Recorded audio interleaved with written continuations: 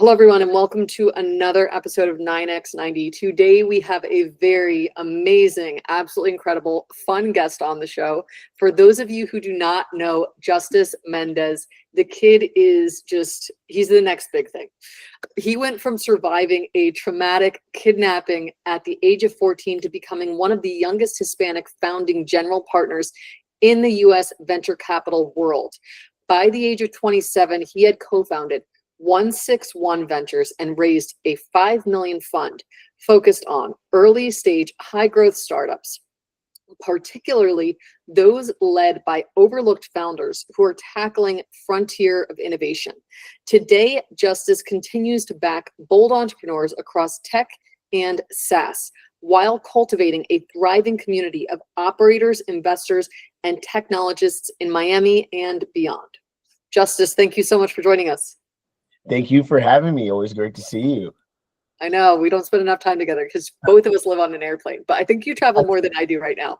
I know, it's been ridiculous. I have to get ready to go to San Francisco after this. Oh my God. I've been wanting to get him on the show with you guys for months, but this kid literally has been on a plane everywhere, finding the best, newest, greatest, hottest startups to bring into his fund. So true hustler right here. So you went from being kidnapped at 14 to building a $5 million fund by the age of 27. What mental shift made that journey possible for you? Yeah, I think that's a really good question. I like to believe in transmutation of energy. So when I was really young, I was really angry. And, I felt like I was trapped. I just felt like I didn't have any purpose. I didn't know where to go. And I just felt like all the cards were against me and it was out of my control. And I kind of learned this kind of, mindset shift about like transmuting your energy. And I started to take that anger and put it in towards like passion and growth and just being like relentless. So, people, sometimes when I talk to them, they're just like, hold on, you're a little bit much, but really it's that anger turning into passion.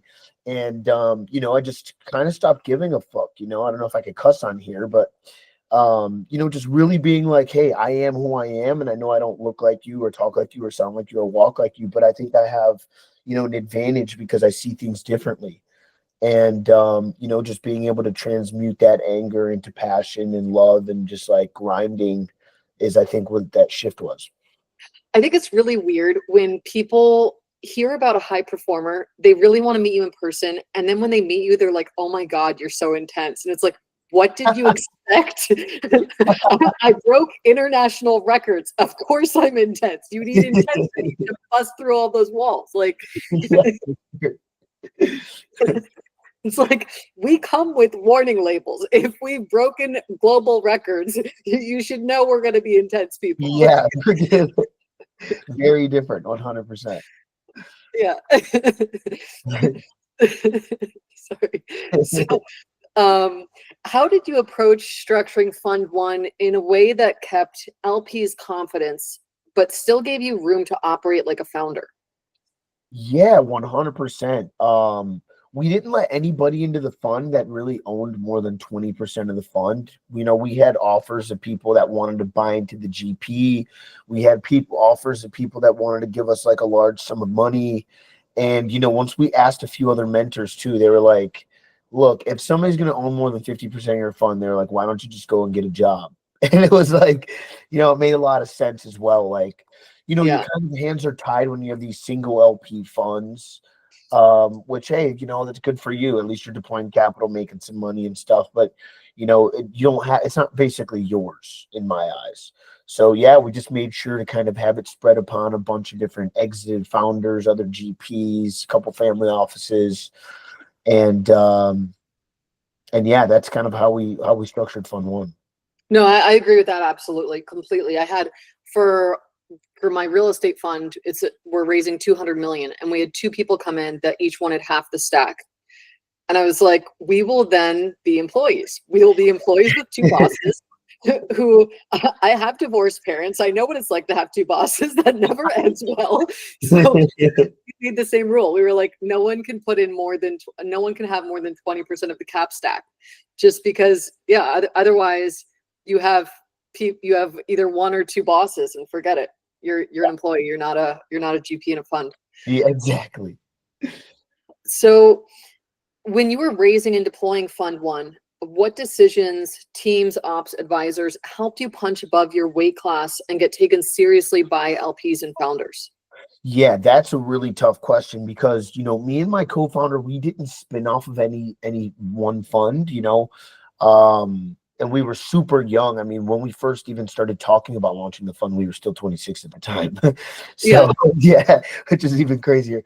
But yeah, there was a few different things that happened. So the first thing was that we had been building like this tech community since 2016, 2017. So there was like an initial level of credibility just because it was like, hey, these people have been putting in the work for a long time. So that got us like 15% of like, the original LP base, maybe even, a little bit more, maybe.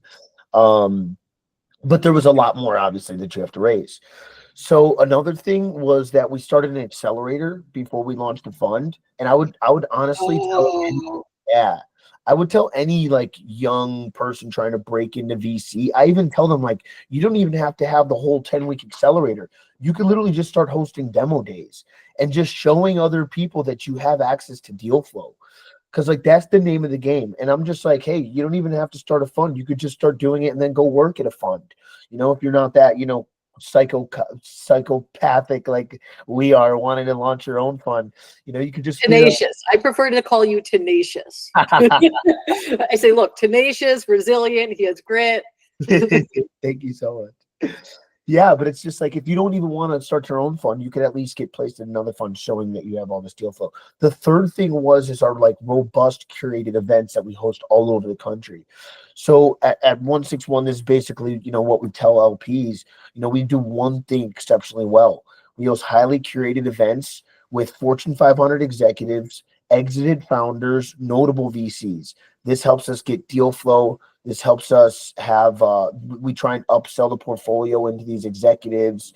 They help us also do technical due diligence on some of the companies when we're like taking a look at it. So it's not just me and my business partner, Pablo, that are looking at the companies. It's like, the heads of these major Fortune 500s, the heads of AI, their CTOs, are helping us do all that. And that's what helps us raise a lot of the capital. Because once they come and they see like, oh my God, you're surrounded by some of the smartest people on earth. And then they meet some of the founders and they come to the event. They're like, wow, like your community and your network is absolutely insane. So once they touch it, feel it, smell it, it's just like completely different. So we really had to hone down on those events because if not, it'd been really hard to raise. I get it. I would also, for those of you tuning in, some of you are like, oh, I found something. I'm going to tell you it's a deal. No. So Justis is brushing over something that's critical here, and also in the real estate space as well. There's a difference between a deal and a nightmare, or a deal and a liability, or a headache. So he is brushing over the fact that he has this innate ability, and this is something that I think like you either have the intuition or you don't, to be able to spot a good investment opportunity. So it's not that he has these events where he just brought a bunch of startups to pitch whatever. He curated the list of startups that are coming to pitch. He curated the list of people that are coming to listen to the pitch. So he's surrounding himself with winners on both sides and being seen and identified as someone who picks winners at the top and winners at the bottom who are about to climb the mountain. So he's connecting winners across the board. That's true. That was a really good point. We just hosted an event in London and we had 3 times the amount of people on the list that we did not accept versus 150 that we allowed to come. And then even out of those 150, you're kind of sifting through. So yeah, 100%. Yeah, with commercial real estate, we do much smaller events. So we only allow 30 people, but it's again highly curated, like absolutely. 5 billion worth of AUM decision makers in the room, but you have to be highly curated with that. Yeah. So what kind of founder or business makes you lean forward and say, this is a 161 deal? Or do you have them come and pitch at one of your events before you decide if they're a 161 deal? Yeah. I mean, we meet them in all different types of ways. Usually, Usually it's through the events. Sometimes friends will share stuff, but usually it's mostly the events.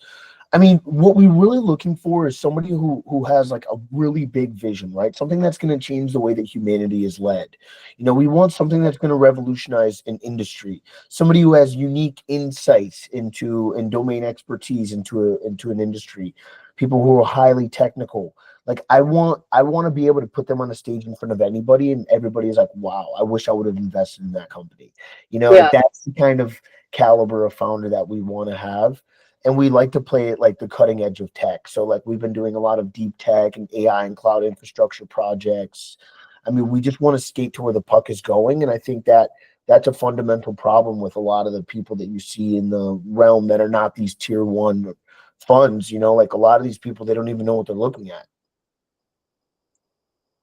Yeah. What did you study in college? Business, and but I took a lot of industrial systems classes. Pablo actually started as industrial systems and switched to marketing. I think he was just kind of sick of it. He didn't want to be an engineer anymore. But all my best friends were engineers, like Okay. all different ranges too. So computer science, physics, like yeah, just everything. And then you two met in college? Yeah, we met at the University of Florida in 2016. So that might be helpful. So me and Pablo, we met 2016 on a random Tuesday night. It was like a pitch night, and Okay. through the entrepreneurship club. And he was pitching a mastermind group, like an app to like help people form masterminds. And Okay. you read the book Think and Grow Rich, obviously, I'm Yeah, sure. yeah, yeah. Yeah. In the book, it's just like, hey, form a mastermind group. So little did he know I was already getting together with all my friends that were the smartest engineers I could find once a week at my apartment. And like Yeah. I would play a video and it would be like, oh, this is how they're like 3D printing homes in China, right? Like stuff like that. Yeah, exactly, right. And then we would just sit there and talk about it. And then like I was trying to like get everybody to like maybe form teams or come up with a group idea or something. But it was just trying to like stimulate, you know, like what can we build and how can we go about this? I ended up writing like a manifesto about this. That's more of a side tangent called Hyperfuture. Eventually I want to release a book about it. Um, but yeah, so when I met Pablo, I was just like, hey, like we immediately became best friends. We both had this similar vision of getting people together. So we just started hosting events. You know, it Yeah. was like super organic. There's 60,000 students at University of Florida, 13,000 engineers, top 15 engineering college. The former co-founder of NVIDIA went to UF. Like there's just so much there. They have the most advanced supercomputer of any higher ed in the country, number 2 in the world. Oh So my it's God. like, yeah, they have all the compute power. Half of the state's research dollars goes through UF. So it's just like this monolith powerhouse. And we're just like, okay, how can we get all these amazing smart entrepreneurs to like really level up? Because there was no VCs. There's not one VC in Gainesville other than like us when we're back, you know? So Yeah. yeah, so there's no capital. There was really no like robust startup community, and nobody was like teaching and educating founders how to really scale. So we started hosting events that turned into educational workshops, that turned into an accelerator, and then the accelerator turned into a fund. But it was all super organic off just really solving a problem at that when we were younger. Okay, so for those of you who do not know Justice, he has two older sisters. Something that's key about that, and you'll notice it's like they call it the sibling effect or the younger sibling effect. I have 12 older female cousins. So when you have older siblings or older cousins who are in your peer group, you grow up knowing that you can level up faster if you study other people's wins and mistakes. So something that's critical here that we're kind of most people gloss over that we should address is he grew up with his brain literally built to know to study the winners and what they lost and the lessons they learned instead of wasting time repeating people's mistakes. That is so crazy. That was a great observation. Yeah, I literally tell people that all the time. I'm like, you know, a smart man learns from his mistakes, a wise man learns from others. Yep. So it's like, Yeah. Well, the other thing I noticed about you is you're hyper aware and your emotional intelligence is very high, which I think plays like a critical role when you're speaking with investors. Absolutely, 100%. Like I'm trying to put myself in their shoes. Like, what was it like this morning for him walking out of the door, or her, right? Like, what Yeah. was their spouse like? What was their kids like? Or are they biting their nails? Are they nervous? Like how many cups of coffee did they have? Are they anxiety right now? Like trying to Yeah. be aware of exactly who you're dealing with, because at the end of the day, this is a relationship game. And so is, what you're doing as well, like playing at a high level of finance, it's all relationships, and you have to understand how these different types of personalities kind of meld together. Sometimes you could be cool with two separate people on their own, but bringing everybody together might cause Oh friction. my God. Very unique personalities, as you know yourself. Yeah, some people are just very interesting. I'm laughing because I'm dealing with that right now. There's a few people are like, how are you friends with them? And I was like, I have to put an iron curtain because they're these two very powerful women who are extremely influential in the international business world. But if you try to put them in a room together, Together too they will much. kill each other. They will kill each other. Just Yes. 100%. Yeah, it's like two positive ends of a magnet, just yeah, like yeah. I'm glad to know I'm not the only one dealing with that. oh yeah, it's crazy. I tell people all the time, I'm like, hey, they're eclectic, like that's a nice thing. Yeah, yeah, it's crazy. So tell us about fun too. Yeah, so fun too. I don't want to disclose too much. We'll be doing a very similar approach of what we're doing with Fund One. The Mhm. good thing about what we're doing is it's really compounding, right? Like all of the events, all of the mentors, all of the co-investors. I mean, we have an email list of probably almost 10,000 people right now, which is all highly curated. Like corporate executives, exit founders, notable VCs. I mean, it just and great founders that come to the event. So what we're doing is compounding. What we're going to do with Fund Two is a similar strategy, maybe a little bit more companies, but way bigger ownership targets. Because Fund One, it was really small. So we did about 30 companies. We've done 24 out of that so far, anywhere from 50 to 100K. So like we're getting in super early on these pre-seed deals, but still at best you can get like 1 to 3% equity. So for Fund Two, we just want to get bigger ownership targets, more equity into the companies. We want to shoot closer to 10%. And you just did a deal, or you just did an event in London. Are you looking to start investing in companies in the European market? So for Fund Two, I think we also want to have the ability to do some opportunistic Latam and some opportunistic Europe. Our focus will still be on the United States, but we saw that there was this really massive opportunity to have great founders in a Europe or Latam get in early, and then also help them commercialize with our connections in the United States.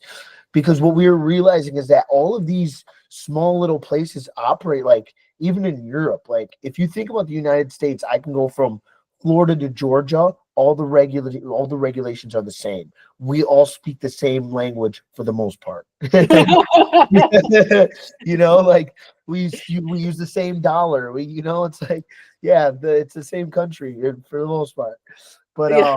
in Europe, it's different if you go from Ireland to Spain, which would be, the same amount on a flight from so it's just so much more fragmented. Everybody has their own policies. It's really tough. So we think that there's an opportunity for us to help them scale in the US.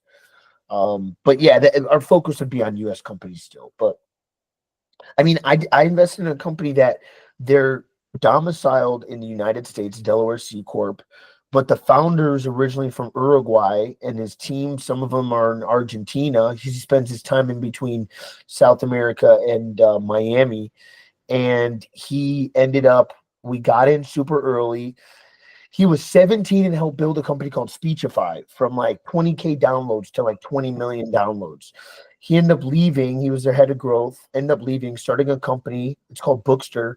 And within about 9 months, we were like one of the first investors. He already had like 1 million users, $300,000 in annual revenue, and it's 9 months and he's 20 years old.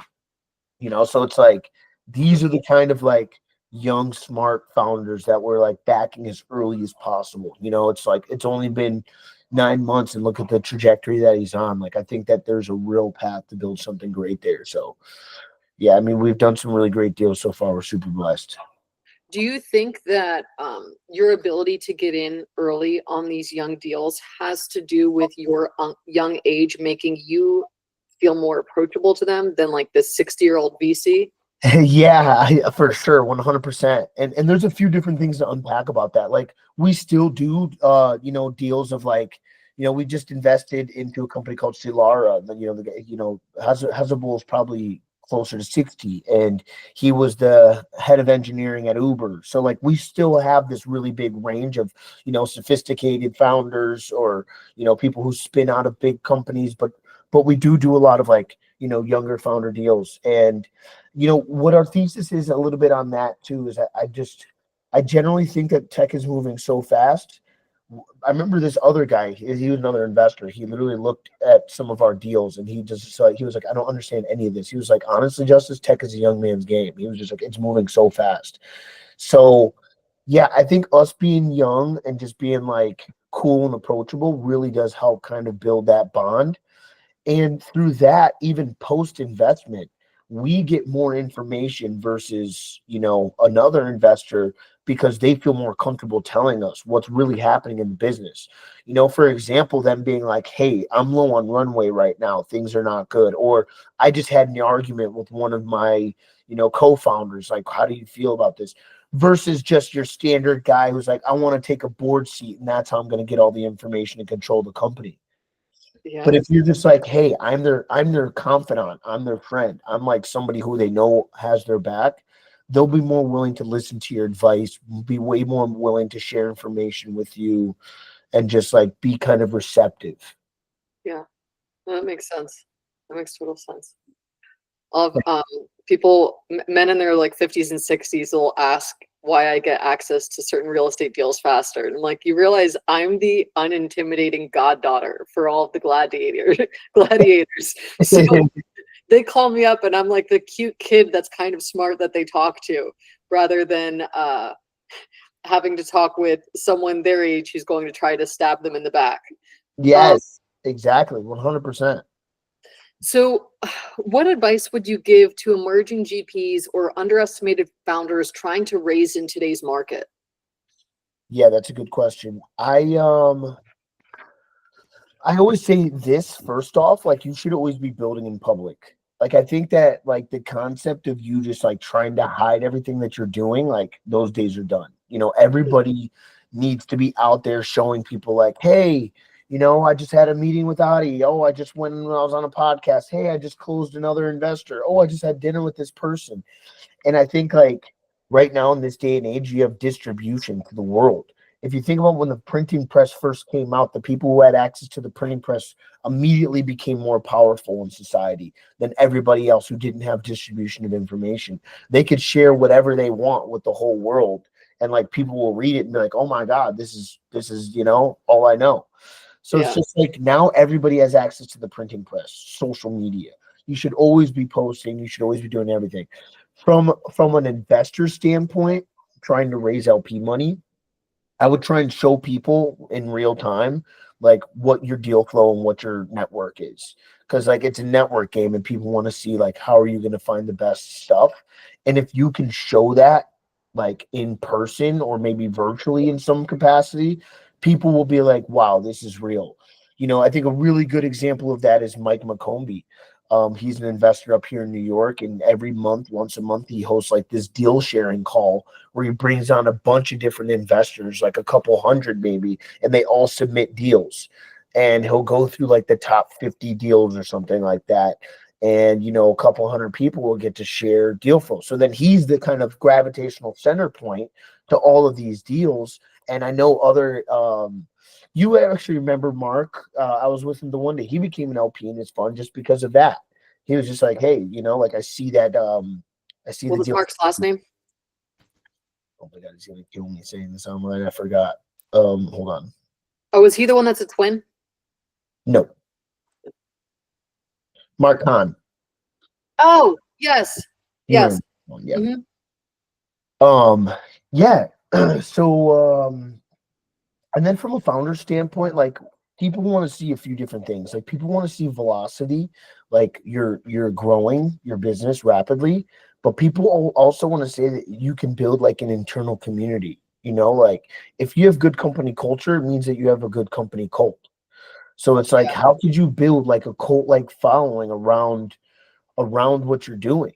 You know, like when that Miami event that we hosted, like there's just a bunch of people and everybody's talking about it and everybody's this, and it's just like you just show that you have what people want and people are gravitating towards you. So Yeah. yeah, I'd say build a community, host events, build in public, show people what you got. So, what are some tools and tactics that you use to manage your time and team effectively? That's a really good question. Right now, we're actually in the process of building even more internal AI tools. And these are all like custom things. So one thing that actually saved us a bunch of time also, like we're just analyzing different parts of the process and trying to be like, okay, what can AI take? Yeah. So for each deal that we're looking at, you know, we write up like a small memo.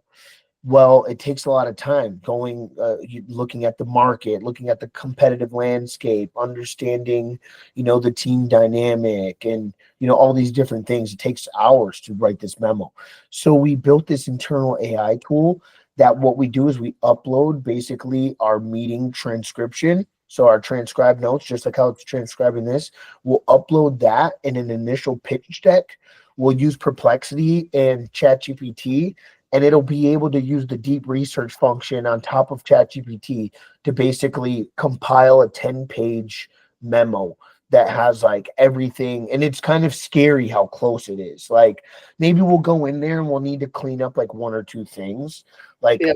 towards the end, the last page is just like a little bit repetitive, but it's still just like, okay, it's just breaking down the competitive landscape. But yeah, I mean that saves us a lot of time. That's an example. Another thing that we're building is like it takes a lot of time internally to host these events. So what we want to do is be able to have like an event manager that's just Oh, in yeah. a swarm of AI agents that could reach out to people, book venues, kind of like do all the things that we need to be able to do for us. But And yeah, there isn't an event AI yet. no, isn't that crazy? I know, right? Hey, if, you know, after we're done with this, maybe I'll start to sell it. Or maybe you'll get a lot of pitches after this uploads of everyone coming up with their own event AI. That would be great, honestly. If people want to pitch a startup to you, what does the process look like? Yeah, that's a good question. So usually what we want to do is we want to take a look at like a deck, a data room, a demo, one of the 3Ds, Yeah. preferably all three, but at least like one, whether it's a deck, whether it's a demo, or you have like a data room to send over. And my email is pretty easy. It's Justis, my name, Justis, at 161 spelled out. So that's ONESIXONE.ventures. So yeah, also on LinkedIn. I mean, I'm on all social media with my first and last name. Okay. Nothing on here. And then if any investors want to reach out to learn more about being on the investor side of Fund 2, when is Fund 2 closing? Or, We're opening up about Q3. So okay. yeah, we're basically just having a bunch of soft kind of conversations, building up kind of a backlog, and then we're gonna formally go to market about Q3. So now is when we're just kind of having, you know, just light conversations, and just kind of gauging interest. Okay. Very cool. Very cool. And they can email you again as well. Yep, everybody. All right, got it. Well, thank you so much for coming on the show. I'm sure that everyone enjoyed getting this limited time with you. I know you have to jump into your next meeting, so I'll see you back in Miami sometime. I thank you so much. I will. I'll see you soon. Okay, bye.